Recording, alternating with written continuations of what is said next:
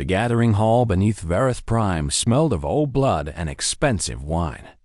Assassins from 100 worlds sat in the shadows, their eyes reflecting the dim blue lights that hung from chains above. This was the Guild, the most feared collection of killers in the known galaxy. They had toppled governments, ended dynasties, and changed the course of history with a single well-placed blade. Tonight, they were afraid.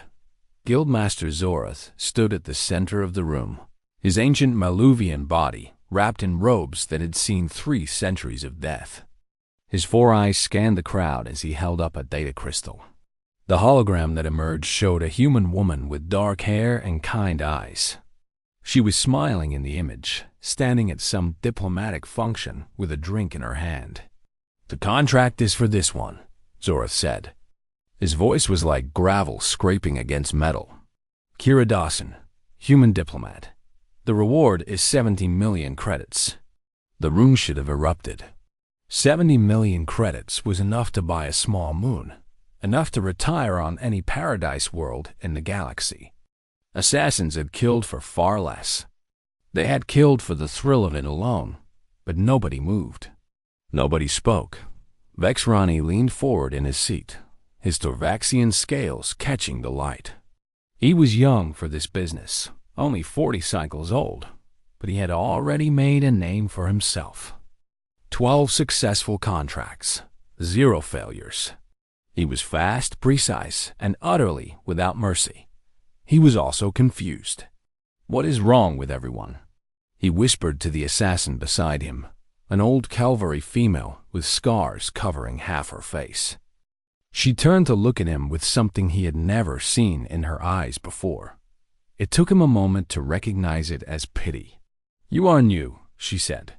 "You do not know about humans." "I know they are soft," Vexrani replied. "Slow. They come from a death world. Yes, but they have no claws, no venom, no natural armor.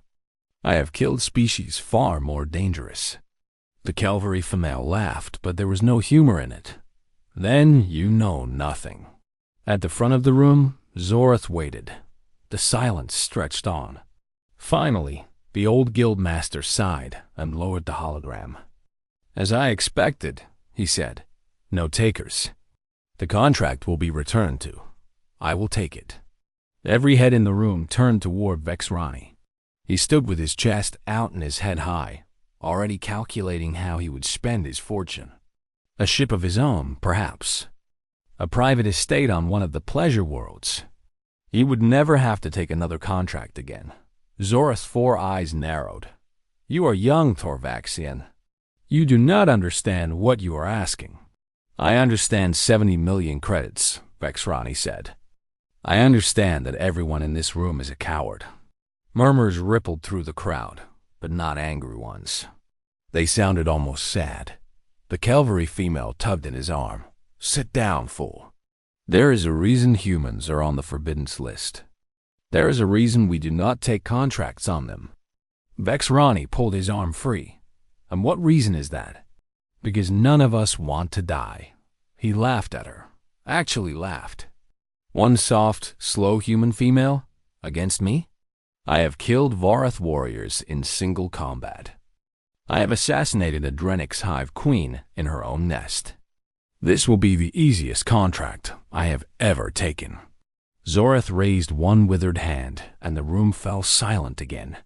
The guildmaster studied Vexrani for a long moment, and there was something ancient and tired in his gaze. "I will tell you a story," Zorath said. 60 years ago, an assassin from this very guild took a contract on a human. A simple merchant, nothing special. The assassin was the best of his generation. He had never failed. "What happened?" Vexrani asked. "The humans found him 3 months later." What was left of him, anyway? They had tracked him across 11 systems.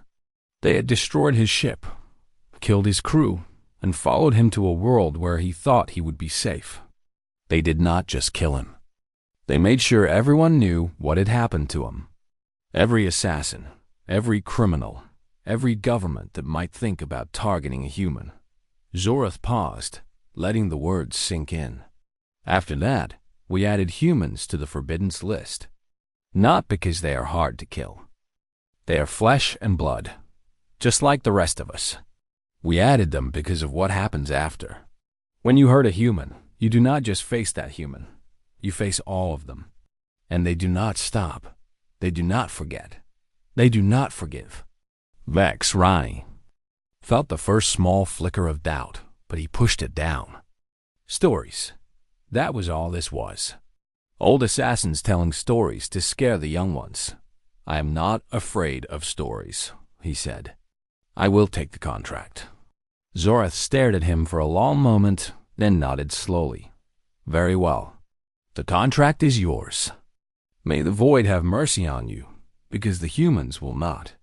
The data crystal flew through the air, and Vex Ronnie caught it with one clawed hand. The hologram of Kira Dawson flickered to life above his palm, her kind eyes and warm smile seeming to mock him. He would enjoy killing her dot as he walked toward the exit. He passed the Kelvari female one last time. She was shaking her head, her scarred face twisted with something that looked almost like grief. We will not see you again, she said quietly. You will see me when I come to collect my payment, Vex Ronnie replied. No, she said. We will not. The door closed behind him, and the assassins of the guild returned to their drinks and their shadows. Nobody spoke of the contract again. Nobody needed to. They all knew how this story would end. Dot in her quarters on the other side of the station. Kira Dawson finished her evening tea and reviewed her schedule for the next day.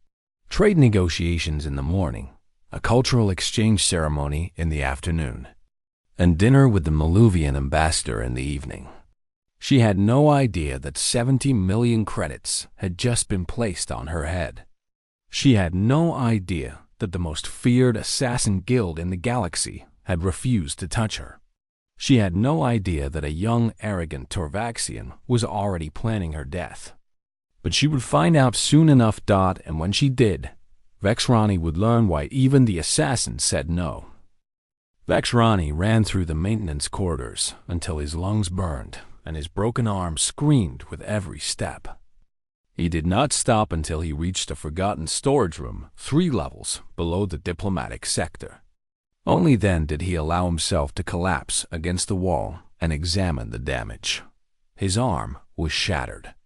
The human had broken it with a simple twist, using leverage and technique instead of raw strength. He had underestimated her training. He had underestimated everything about her. He used his good hand to apply a medical patch to the wound, numbing the pain enough to think clearly. The bone would need proper treatment, but that would have to wait. Right now, he needed to disappear. Vex Ronnie activated his communication device and contacted his handler, a Grellian named Susk, who arranged safe houses and escape routes for guild members. I need extraction, Vex Ronnie said. The contract has gone wrong. There was a long pause before Susk responded. The human contract? Yes, another pause. I cannot help you. Vex Ronnie felt his blood turn cold. What do you mean? I have paid you for years. I have always been a good client. You took a contract on a human, Susk said. Everyone knows. Nobody will touch you now. You are dead already. You just do not know it yet. The communication went silent. Vex Ronnie tried 3 more contacts. A weapons dealer who owed him favors. A pilot who had helped him escape from a dozen difficult situations. A doctor who had patched him up after bad contracts in the past. Every single one of them refused to help. Every single one of them said the same thing. You took a human contract. You are on your own. He spent the night hiding in the storage room, listening to every sound and jumping at every shadow. When morning came, he ventured out into the lower levels of the station, searching for anyone who might offer shelter. The lower levels of Vareth Prime were a maze of criminal enterprises and illegal markets. Smugglers, thieves, and killers made their homes here, far from the eyes of station security. Vex Ronnie had always felt comfortable in places like this. They were full of people who understood his profession and respected his skills. But today, something was different. People looked at him and then looked away. Conversation stopped when he approached. Doors closed before he could reach them. Word had spread through the underworld faster than he thought possible. He found a small bar, tucked away in a forgotten corner, and ordered a drink. The bartender, a four-armed Calaxian, served him in silence and then retreated to the far end of the counter. Vex Ronnie drank, alone. He was on his second glass when a figure slid into the seat beside him. It was a human male, unremarkable in appearance, with brown hair and a forgettable face. He wore the clothes of a common trader, but his eyes were sharp and cold. "You're the Torvaxian," the human said. "The one who tried to kill Kira Dawson." Vex Ronnie's good hand moved toward the blade hidden beneath his coat, but the human shook his head. "I would not do that if I were you. There are 3 of us in this bar right now. You might kill me, but you would not make it to the door." Vex Ronnie looked around the bar. He saw nothing unusual, just the bartender and a few scattered patrons drinking in the shadows. "You are lying," he said. The human smiled. "My name is Nate Garrett. I work for Human Intelligence. I have spent 6 years building contacts in this part of the station. I know everyone here. They know me. And right now, every single one of them is watching you and waiting for my signal." Vex Ronnie believed him. "What do you want?" he asked. "I want you to understand something," Nate said. "You made a mistake when you took that contract. Not because Kira is hard to kill, she is just flesh and blood, like the rest of us. You made a mistake because you do not understand how humans work. And how do humans work?" Nate leaned closer, his voice dropping to barely a whisper. "We do not stop, ever. When something threatens one of us, all of us respond. It is not a choice. It is not a policy. It is just who we are. We evolved on a world that tried to kill us every single day, and we survived by working together, by protecting each other, by hunting down anything that hurt our own." He pulled back and took a drink from the glass the bartender had silently placed in front of him. "Right now, every human on this station knows your face. Every human ship in this system has your description. Every human contact in every port within 100 light years is watching for you. You cannot run far enough. You cannot hide deep enough. We will find you." Vex Ronnie felt fear like he had never felt before. Not fear of death. He had faced death many times. This was something deeper. This was the fear of being hunted by something that would never give up. "What happens now?" he asked. Nate finished his drink and stood up. Now you try to run. And we keep coming. That is how this works. That is how it has always worked." He walked toward the door, then paused and looked back. "One more thing. The person who put the contract on Kira, we know who they are. We know where they live. We know everything about them. When we are done with you, we are going to have a conversation with them too. A long conversation." Then he was gone. Vex Ronnie sat alone in the bar, surrounded by people who would not help him and hunted by people who would never stop. He thought about the guildmaster's warning. He thought about the Calvary female who had told him he would never return. He thought about the story of the assassin who had been tracked across 11 systems. For the first time in his life, Vex Ronnie understood what it meant to be prey. He finished his drink, left the bar, and started running. But deep down, he already knew the truth. There was nowhere in the galaxy far enough to escape from humans who had decided you were their problem, and he had made himself their problem. 7 days passed, and Vex Ronnie watched his world collapse piece by piece. On the first day, he tried to buy passage off the station. Every ship captain refused. Some would not even speak to him. Others laughed in his face and told him to find his own way out. On the second day, his safe house was compromised. He returned to find the door open and his belongings scattered across the floor. Nothing was taken. Nothing was damaged. They just wanted him to know they had found him. On the third day, his emergency funds disappeared. Someone had accessed his accounts and frozen every credit he owned. When he tried to contact his bank, he learned that human financial networks had flagged him as a security risk. No legitimate business would deal with him. On the fourth day, he found a note pinned to the wall of the abandoned warehouse where he was sleeping. It contained only 2 words, "Still watching." On the 5th day, he stopped sleeping. On the 6th day, he tried to return to the guild. The journey back to the underground headquarters was the longest of his life. Every shadow seemed to hold a human face. Every footstep behind him sounded like pursuit. By the time he reached the gathering hall, his nerves were shattered and his hands would not stop shaking. Guild Master Zorath sat in his usual place at the center of the room. The old Maluvian looked at Vex Rani with those ancient 4 eyes and said nothing for a long moment. "You look terrible," Zorath finally said. "I want to return the contract," Vex Rani said. "I cannot complete it. Take it back. Give it to someone else. I do not care about the money anymore." Zorath shook his head slowly. "That is not how this works. The contract was taken. The guild's reputation is connected to it now. If we return it incomplete, we look weak. We cannot afford to look weak. Then send someone else to finish it. Send 100 assassins if you have to. Just take this target off my back. No one else will take it. You know this." Vex Rani fell to his knees. He had never begged for anything in his life, but he was begging now. "Please, they are everywhere. They know everything I do. They are taking everything from me piece by piece. They are not even trying to kill me. They are just watching, waiting. It is worse than death." Zorath rose from his seat and walked slowly toward the kneeling assassin. His robes dragged across the floor, stirring up dust that had settled for decades. "I warned you," he said.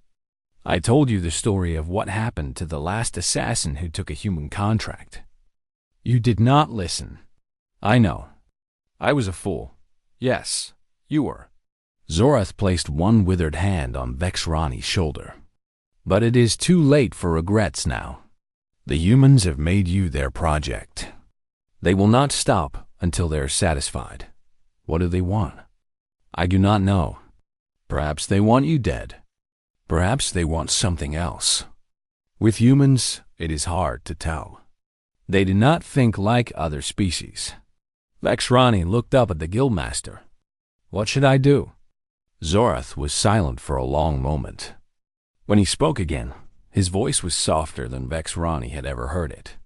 "Do you know why humans are so terrifying? It is not their strength. It is not their intelligence. It is not even their persistence, although that is part of it. Then, what is it? It is their capacity for choice. Most species react to threats in predictable ways. Attack or retreat. Fight or flee. But humans choose. They can be the most forgiving creatures in the galaxy, or the most ruthless. They can show mercy to their worst enemies, or hunt them to the end of existence. And you never know which one you will get until it is too late."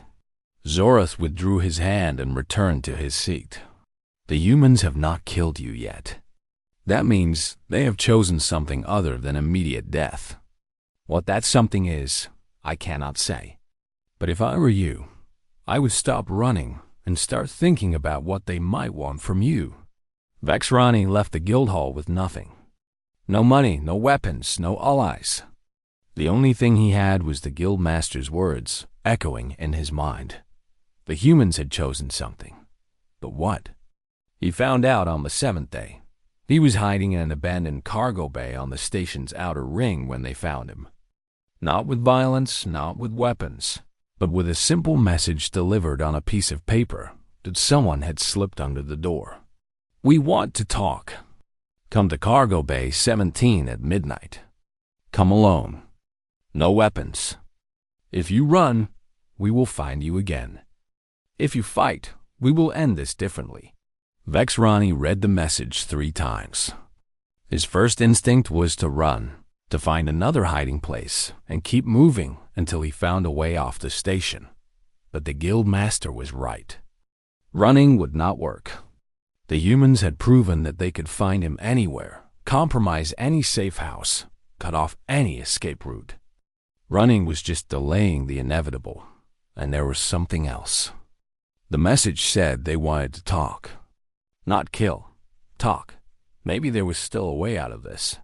Vexrani spent the hours, until midnight, sitting in the darkness of the abandoned cargo bay, thinking about everything that had happened. He thought about the poison that had failed. He thought about the fight he had lost. He thought about the human in the bar, who had promised that they would never stop coming. He thought about the kind smile on Kira Dawson's face in that hologram, and wondered if he had ever really understood what he was looking at. When midnight came, he walked to Cargo Bay 17. He went alone. He carried no weapons. And for the first time in 7 days, he was not running. Cargo Bay 17 was empty, except for a single light hanging from the ceiling. It created a circle of brightness in the middle of the vast dark space, like a stage waiting for its performers. Vexrani stepped into the light and waited. They came from the shadows. Derek Cole appeared first, his gray hair silver in the harsh lighting. Lisa Brennan followed, her eyes never leaving the Tervaxian's hands. Nate Garrett came last, still wearing his forgettable trader's clothes. 3 humans. The same species he had dismissed as soft and slow just 2 weeks ago. "You came," Derek said. "I was not sure you would." "You did not give me much choice," Vexrani replied. "No, we did not." They stood in silence for a moment. Vexrani waited for them to draw weapons, to attack, to finally end this hunt that had destroyed his life. But they just watched him with those strange human eyes. "Why am I here?" he asked. "If you wanted me dead, you could have killed me a dozen times by now." "You are right," Lisa said. "We could have. We chose not to. Why?" The question hung in the air like smoke. Then footsteps echoed from somewhere deeper in the cargo bay, and a 4th figure emerged from the darkness. Kira Dawson. She was wearing simple clothes, not the diplomatic robes he had seen her in before. Her arm was bandaged where his claws had torn through her flesh a week ago. But she walked with the same steady confidence, the same quiet strength that had confused him from the very beginning. She stopped a few meters away from him and studied his face. "You look tired," she said. "I have not slept in days." "I know." That was the point.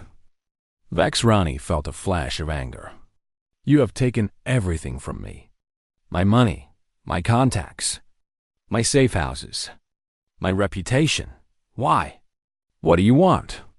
"We want you to understand something," Kira said. "Sit down."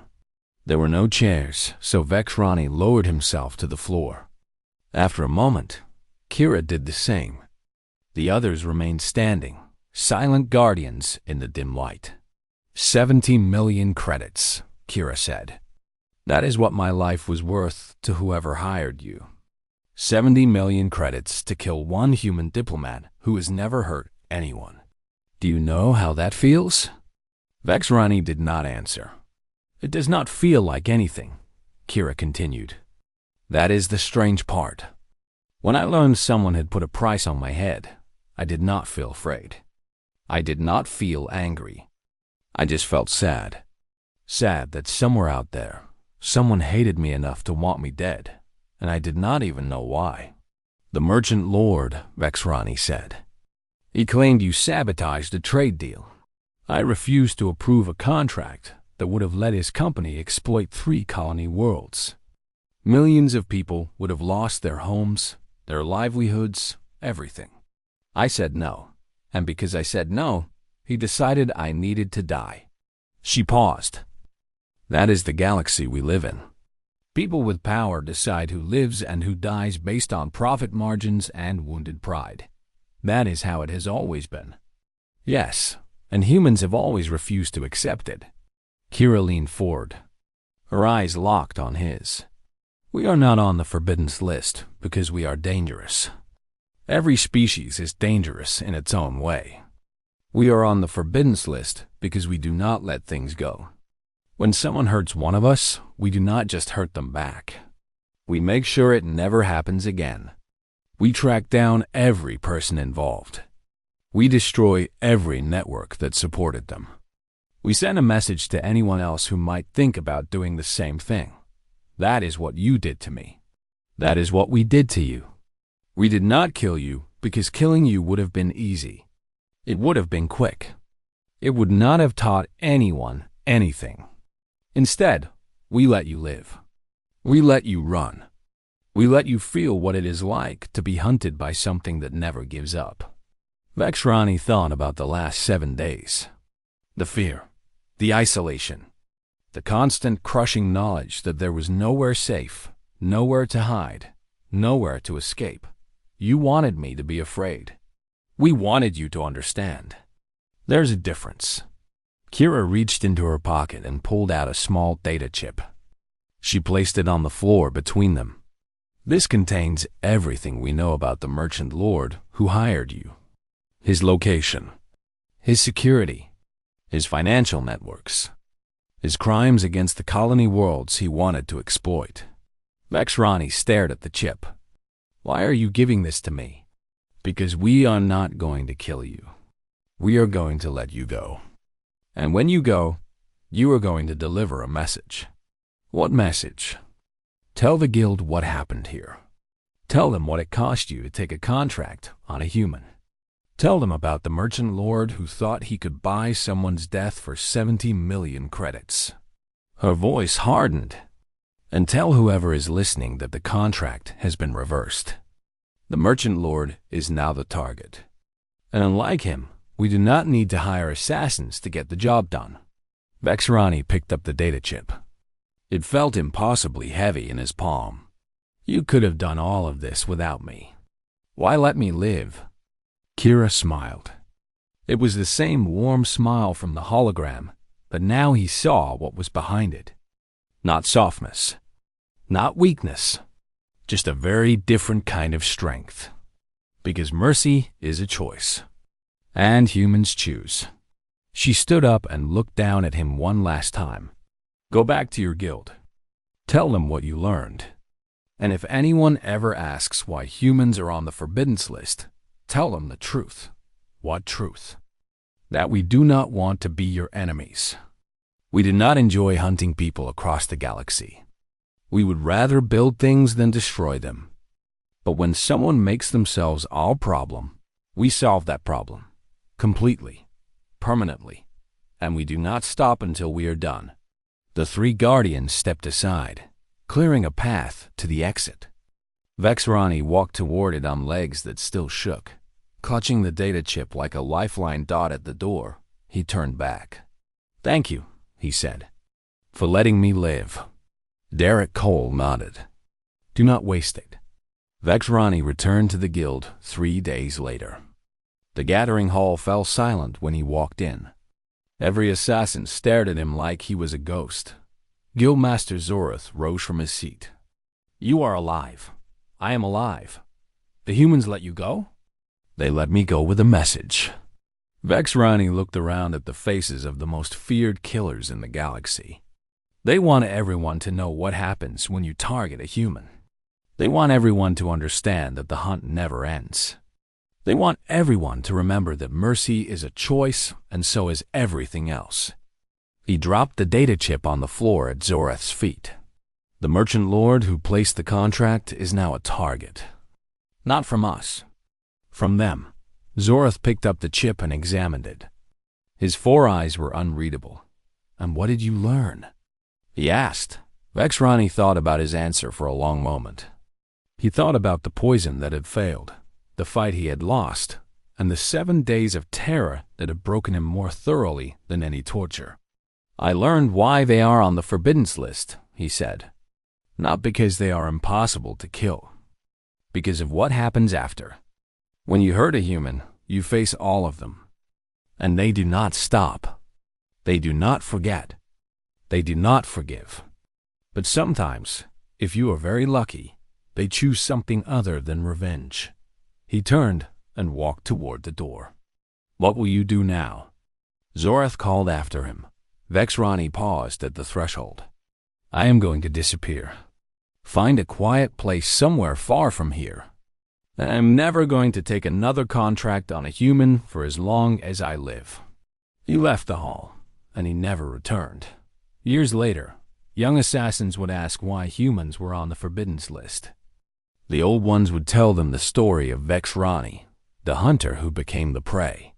And they would all learn the same lesson. Humans were not the deadliest species in the galaxy. They were not the strongest or the fastest or the smartest. But they were the only species that would follow you to the end of the universe. Not for revenge, not for justice, but because you had made yourself their problem. And humans solved their problems every single time. The waste disposal vent was barely wide enough for a human body. Kate went first, pulling herself through the narrow opening with movements that made no sound. The smell was terrible, but she had trained herself long ago to ignore such things. Discomfort was temporary. Failure was permanent. One by one, the team entered the Vexari command carrier. They emerged into a maintenance corridor that the aliens rarely used. Laura's intelligence had been perfect. No guards, no sensors, no witnesses. Danny signaled with his hands. No verbal communication until necessary. The team split into two groups. Kate and Sam moved toward the communication center to disable internal alerts. Danny, Ben, and Laura headed toward the upper decks where the officers were stationed. Kate crawled through a ventilation shaft that the Vexari engineers believed was too small for any soldier. They had designed their ship for their own massive bodies and never considered that smaller species might use such spaces. It was a mistake born from arrogance, and Kate intended to make them pay for it. She reached a grate overlooking a corridor. Two Vexari soldiers stood guard below, their weapons held casually. They were talking in their harsh language, probably complaining about boring duty while their comrades prepared for the assault on the civilian station. Kate waited until they turned away, then dropped silently behind them. Her blade found the gap in the first guard's armor before he knew she was there. The second guard began to turn, reaching for his weapon, but Kate was faster. She always was. 11 seconds. 2 enemies down. No alarm raised. Sam joined her moments later. Communication center is ahead. 4 technicians, 2 guards. Kate nodded. They moved together like dancers who had practiced the same routine 1,000 times. When they entered the communication center, the Vexari inside had no time to react. Sam's technical skills were matched only by his accuracy with a pistol. Kate covered the door while he accessed the main console. Internal communications are looped, Sam reported. Security feeds are showing recorded footage. They won't know anything is wrong until someone physically checks these stations. On the upper decks, Danny's group encountered heavier resistance. A patrol of 8 Vexari soldiers marched through a corridor, their heavy footsteps echoing off the metal walls.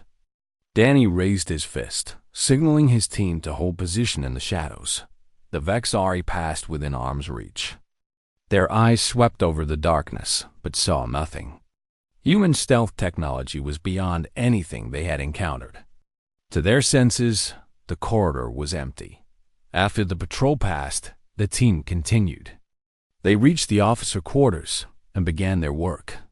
Each door they passed held a sleeping Vexari commander. Each commander never woke up. Danny felt no pleasure in the killing, only grim necessity. These officers had ordered the deaths of millions. They had approved the enslavement of entire populations. They had chosen their path, and now they faced the consequences. But something was wrong. The ship felt too quiet, too easy. Danny, Laura whispered through their secure channel. "I'm detecting unusual movement on the lower decks.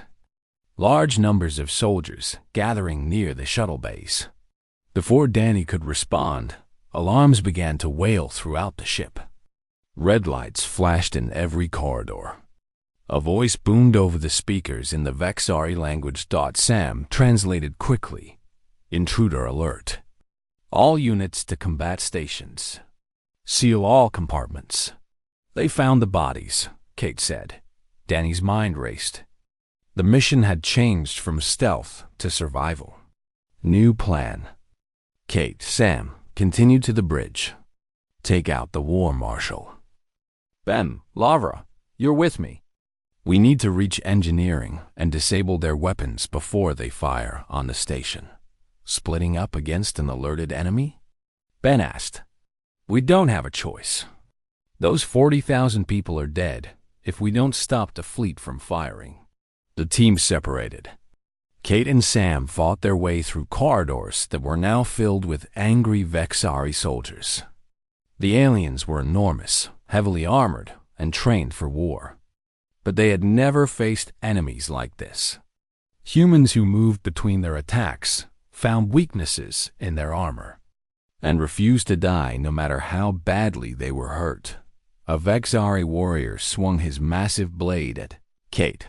She ducked under it, drove her knife into his knee joint, and used his falling body as a shield against his comrade's gunfire. Sam threw a small device that exploded with blinding light and deafening sound. In the moment of confusion that followed, they eliminated 4 more enemies. "They're learning," Sam gasped, pressing a hand against the wound on his arm. "They're starting to coordinate. Then we move faster." On the lower decks, Danny's group faced even worse odds. 30 Vexari soldiers had formed a defensive line blocking the path to engineering. Ben stepped forward, his heavy weapon humming with power. "I'll hold them here," Ben said. "Get to engineering." "That's suicide," Lavra protested. Ben smiled beneath his helmet. "I've been living on borrowed time for years. Go. Save those people." He charged before Danny could argue. The Vexari opened fire, but Ben was already among them, too close for their weapons to be effective. His strength matched theirs, and his skill exceeded it. Danny watched his friend disappear into the mass of enemies, buying precious seconds with his own blood. "Move," Danny ordered, his voice rough. He grabbed Laura and ran. They reached engineering as the sounds of Ben's battle faded behind them. The room was filled with massive machines that powered the entire fleet's weapons. A few technicians looked up in shock as 2 humans burst through the door. Danny eliminated them quickly, then turned to Laura. "Can you shut down the weapons?" "I can do better," she said, her fingers flying over the alien controls. "I can trigger a cascade failure. It will disable the primary weapons on every ship receiving power from this carrier." "Do it." Somewhere above them, Kate reached the bridge. The doors were heavily guarded, but she had saved her last explosive charge for this moment. The blast killed 4 guards and threw the doors open. She entered firing, her pistol finding targets with mechanical precision. War Marshal Krethvac stood at the center of the bridge, his massive form radiating authority and rage. He was the largest Vexari Kate had ever seen, covered in ceremonial armor that told the story of his countless victories. "Human," he growled, drawing a blade that was longer than Kate was tall. "I have heard the stories about your kind. Ghost soldiers. Shadow warriors. I believe them to be lies." "Surprise," Kate said, and attacked. The War Marshal was faster than his size suggested. His blade nearly cut her in half, missing by inches. Kate rolled beneath his guard, slashing at his legs, but his armor held. He grabbed her by the throat and lifted her off the ground. "You are small," he said. "Weak. How did your pathetic species ever leave your planet?" Kate couldn't breathe. Black spots swam in her vision, but she still had one hand free. She reached for the knife on her belt. the one coated with acid designed to eat through Vex-Ari armor. "We're stubborn," she gasped, and drove the knife into his eye. The War Marshal screamed and dropped her. Kate hit the ground hard but was moving before she stopped rolling. She attacked again and again, exploiting the wound, ignoring her own injuries. The great Vex-Ari warrior fell to his knees, then collapsed. Kate stood over him, breathing hard. "Your fleet loses today. Your empire learns fear. That's what happens when you threaten innocent people." In engineering, Laura completed her work. Alarms wailed throughout the carrier as the weapon systems began to fail. Across the fleet, ships lost power to their primary guns seconds before they were scheduled to fire on the civilian station. Sam's voice crackled over the communication channel. "Weak but alive. Charges set. 30 seconds to extraction. Please tell me you're not dead." Danny looked at Laura. She nodded. They ran. The command carrier began to tear itself apart behind them.